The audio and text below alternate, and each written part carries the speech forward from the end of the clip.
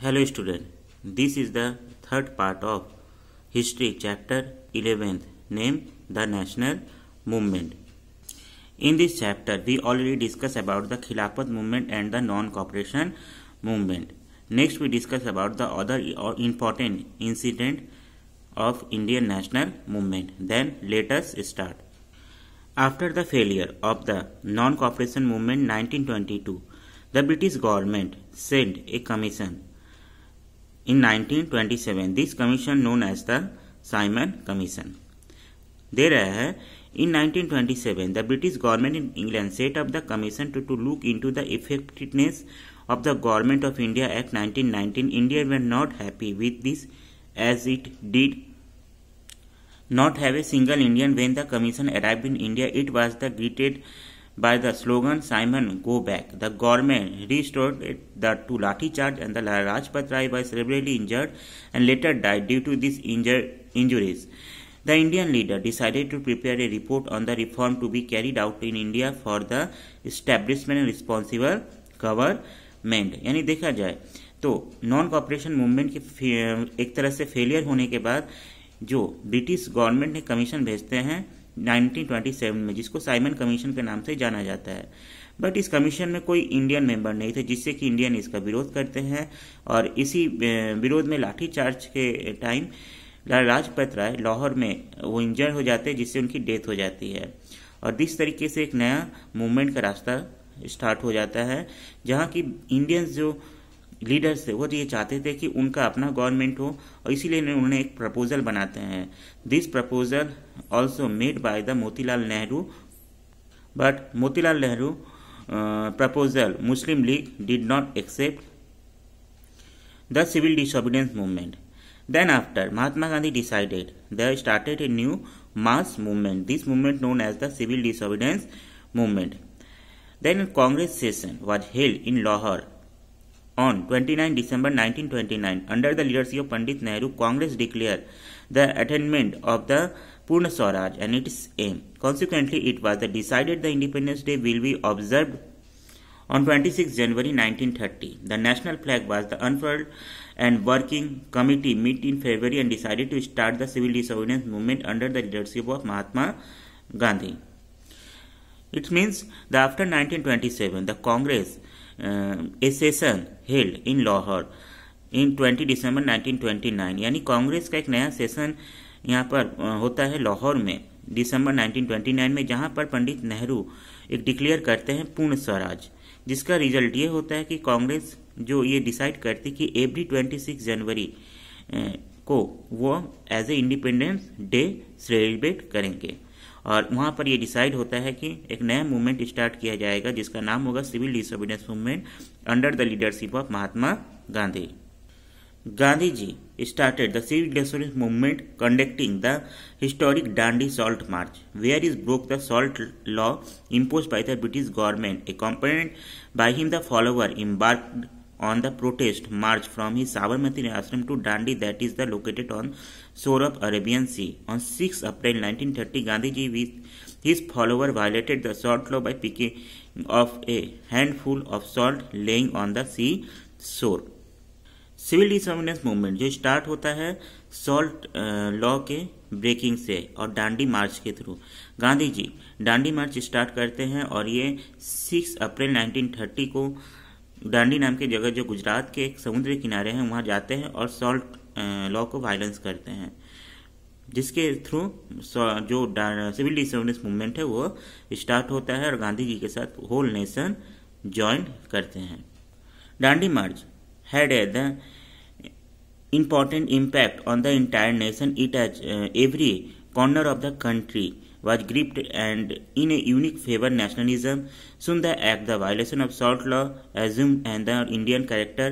The entire nation was united and under the calling of single man Mahatma Gandhi. There were reports of satyagraha and intense of law violence from Bombay, central part of India, United Provision, Bengal, Gujarat. Besides breaking salt law, the civil disobedience movement incorporated picketing of shops, selling foreign goods and the liquor, bonfire of foreign cloth, refusal of pay taxes, evidence of the office and public officers, and school by the student women to join the force against the British those from orthodox families and did not hesitate to respond the call of Mahatma Gandhi.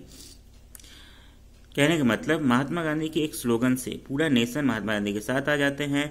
यहाँ तक कि जगह जगह पर जो जितने भी provision थे इंडिया के डिफरेंट पार्ट एंड सिटीज़ में जो सॉल्ट लॉ को तोड़ा जाता है, वुमेन्स स्पेशली ज्वाइन करती है, जो अपर जो फैमिलीज होती है जो वो भी ज्वाइन करते हैं। एक तरह से स्टूडेंट बॉयकट करते हैं अपने स्कूल्स को, कॉलेज को, ऑफिस को बॉयकट किया जाता है। और जगह जगह पर ब्रिटिश जो गुड्स होते हैं उसको बोन फायर किया जाता है। जगह जगह जो भी दुकानें होती हैं ब्रिटिश के उनको प्रोटेस्ट किया जाता है। And this is the method of the new movement of civil disobedience movement. पर आगे जाके 1932 में महात्मा गांधी को और पंडित जवाहरलाल नेहरू को अरेस्ट कर लिया जाता है, जिससे कि यह लीडर लेस हो जाता है ये मूवमेंट, और ये मूवमेंट अपने आप ही खत्म हो जाता है। The two nation theory. In January 1940 Mohammad Ali Jinnah announced his two nation theory. He believed that it was not possible for people of two communities to live harmoniously in one country. The following is the extract from his statement. यानी देखा जाए तो इन January 1940 को मोहम्मद अली जिन्ना ने to nation theory proposal देते हैं, जिसमें उनका ये मानना था कि इंडिया में एक साथ जो दोनों कम्युनिटी है नहीं रह सकते हैं। In March 1940, at the Lahore session of the Muslim League, the Pakistan resolution was passed which adopted Muhammad Ali Jinnah two-nation theory, but the Congress rejected the theory. और आगे जाके मार्च 1940 को लाहौर सेशन में मुस्लिम लीग ने पाकिस्तान रेजोल्यूशन को पास कर देते हैं, जो कि देखा जाए कांग्रेस इसको रिजेक्ट करते हैं। The Cripps mission. To secure the corporation of India is there was effort. Cripps mission was sent to the India, suggested full dominion state to the after the war. The national leadership demanded the immediate self-government in return for the war support. Gandhiji said the Cripps offer the dominion state after the war like a post-date check draw on a crashing bank. And this proposal was also rejected by nationalists. यानी देखा जाए तो 1939 में second world war start होता है और British government ये चाह रही थी कि सेकेंड वर्ल्ड वार में इंडियंस लीडर्स जो हैं वो ब्रिटेन का सपोर्ट करे, और इसीलिए वो क्रिप्स मिशन भेजते हैं इंडिया में, जिसमें कहना था कि आफ्टर द वार इंडिया को एक तरह से फुल डोमिनियन स्टेट डिक्लेयर कर दिया जाएगा, एक तरह से इंडिपेंडेंट दे दिया जाएगा। But Gandhi ji and other leaders जो थे इस प्रपोजल को रिजेक्ट करते हैं और डिसाइड करते हैं एक नया मूवमेंट स्टार्ट करने का। Quit India movement 1942। The quit India resolution was passed in Bombay 8 August 1942 by the all Indian Congress committee. It urge for the immediate end of the British rule in India. Gandhi ji the people the following mantra और do or died. In other word that we shall get freedom or die in the attempt. For Gandhiji was the last struggle of his life to win the freedom of India. कहने का मतलब 8 August 1942 में Bombay session में Congress quit India movement proposal pass करती है और गांधी जी इसी में स्लोगन देते हैं डू और डाइट का, यानी देखा जाए तो या तो हमें आज़ादी मिले या तो हम मरने के लिए तैयार रहें। For Gandhiji, it was the last struggle of his life to win the freedom of India. The student, worker, peasant, people from all walks of life to the processions, meetings and functions. People attack state offices and the other symbol of state authority all over the country. यानी देखा जाए गांधी जी के call पर पूरा India उनका support करता है। Student, women, worker, farmers सभी उनको सपोर्ट करते हैं और जगह जगह प्रोटेस्ट होता है। साथ साथ जो गवर्नमेंट जो भी प्रॉपर्टीज होती है उसको डिस्ट्रॉय किया जाता है। The British arrested thousands of leaders, kept them imprisoned until 1945. और ब्रिटिश जो थे उसको रिप्लेस करती इस मूवमेंट को और 1000 वर्कर्स को अरेस्ट कर लेती टिल 1945 तक। Suppressed civil right and the freedom of speech and freedom of the press also. और सिविल राइट्स को एक तरह से वायलेंस किया जाता है, साथ साथ फ्रीडम ऑफ स्पीच और फ्रीडम ऑफ प्रेस को भी।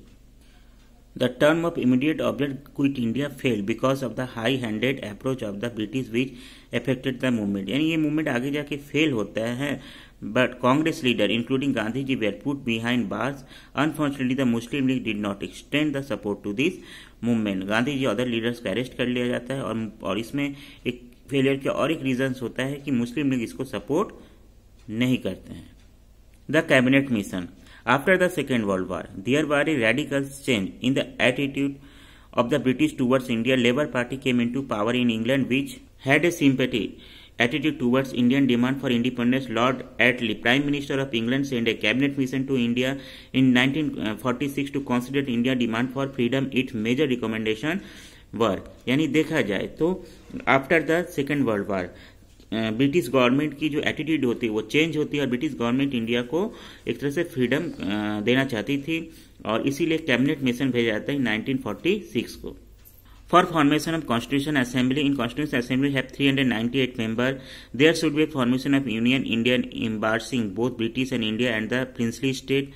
Interim government to be formed at the center with 14 members. India to remain united and constitute itself loose federation with some autonomy for Muslim majorities area. यानी देखा जाए तो cabinet mission एक proposal देता है जिसमें कि पहला देता है कि कॉन्स्टिट्यूएंट असेंबली बनाया जाए जिसके थ्रू इंडिया का नया संविधान बनाने का जो प्रोसेस है वो स्टार्ट हो. साथ साथ एक नया गवर्नमेंट भी बनाया जाए और जिसमें सेंट्रल और यूनियन और सेंट्रल साथ साथ देखा जाए स्टेट लेवल में भी नया गवर्नमेंट बनाया जाए. Muslim League refused to accept the proposal of demand for Pakistan was not accepted. After the Muslim League gave a call of direct action on 16 August and 1946 to achieve their goal of independent Pakistan. The direct action began in Calcutta, spread all over country. Communal violence broke out across the country. Violence erupted and the large number of people were killed. यानी मुस्लिम league जो थे इस proposal को cabinet mission proposal को accept नहीं करते, refuse कर देते क्योंकि यहाँ पर पाकिस्तान के डिमांड को नहीं माना गया था. इसलिए मुस्लिम लीग ने डायरेक्ट एक्शन कहने की बात करते हैं 16 अगस्त 1946 को. इसका जो नतीजा ये होता है कि कलकत्ता और आसपास के जितने भी जो सिटीज और एरियाज होते हैं वहाँ पर कम्युनल वायलेंस स्टार्ट हो जाता है. हिंदू और मुस्लिम में राइट स्टार्ट हो जाते हैं और लार्ज स्केल में लोग मारे जाते हैं. Formation of interim government. The interim government was formed in 2 September 1946 under the leadership of Pandit Jawaharlal Nehru. Muslim League did not join. It was the demand for Pakistan. Riots had broken out the nearly all part of the country. यानी 2 सितंबर 1946 को देखा जाए तो new government बनती है under the leadership of पंडित जवाहरलाल नेहरू. पर मुस्लिम league इसको join नहीं करती क्योंकि उनका डिमांड था न्यू पाकिस्तान का. इसी टाइम पूरे देश में वायलेंस हो रहे थे, communal violence, and it was under such circumstance that Lord Mountbatten became the viceroy of India and the provide a plan for division India into two dominance, India and Pakistan. That act was India independence was passed by the British Parliament and India was divided into two nation. यानी देखा जाए तो ऐसी स्थिति में जो British वाइसरायस थे Lord Mountbatten एक तरह से प्रपोजल देते हैं कि इंडिया को 2 पार्ट में डिवाइड कर दिया जाए, इंडिया एंड पाकिस्तान, और इसी के थ्रू ब्रिटिश पार्लियामेंट में इंडियन इंडिपेंडेंस एक्ट पास होता है और जिसके थ्रू इंडिया को 2 पार्ट्स में डिवाइड कर दिया जाता है. On midnight, 14 and 15 August, Jawaharlal Nehru was the oath as a Prime Minister of Independent India. और 14-15 अगस्त midnight को Pandit Jawaharlal Nehru in 1947 Pandit Jawaharlal Nehru as a oath लेते हैं as a prime minister of independent India. और इसी के साथ इंडिया एक तरह से हमेशा के लिए जो ब्रिटिश राज से इंडिपेंडेंस हो जाता है. Then student, in this chapter, finally we discuss about the Indian freedom history. We started from the Congress, means establishment of Congress, as well as we discuss about the moderate and extremist. We discuss about the civil disobedience movement, non-cooperation movement, quit India movement, and finally we discuss about the independence of India. Then next topic we discuss about the exercise portion. In exercise portion, I hope so the complete your filling the blanks, multiple choice question. Already I have sent the short question answer PDF with the second part. Today I send long question answer PDF. Then complete and submit. Then thank you.